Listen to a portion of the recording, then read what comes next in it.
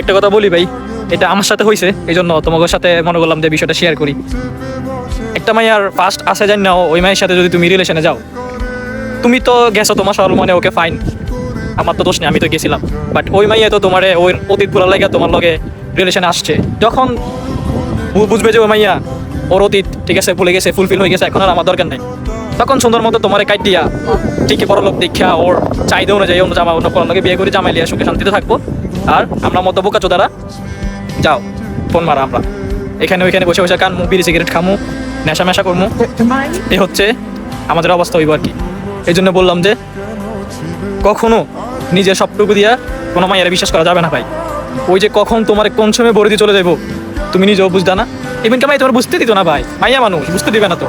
বাবু সোনা বইলা তোমার তো ভুলে ফেলছে, যেরকম আমারে ভুলে ফেলছিল, আল্লাহ আমার বাঁচাইছে গেছে। এই জন্য তোমরা বলতেছি কখনো নিজের সবটুকু দিয়া কোনো মায়ের ভালোবাসা যাবে না। এই পৃথিবীতে আম্মু ছাড়া, নারী জাতির ভিতরে আম্মু ছাড়া কেউ তোমাকে কখনো বিনা স্বার্থ ছাড়া কখনো ভালোবাসবে না। শুধু এইটাই মনে রাখবা, মা ছাড়াই জীবনে কোনো নারী জাতি তোমাকে বিনা স্বার্থে ভালোবাসবে না। এই জন্যই জীবনে যাই করো সব মায়ের জন্য করবা। মিথ্যে বলো কাপা স্বরে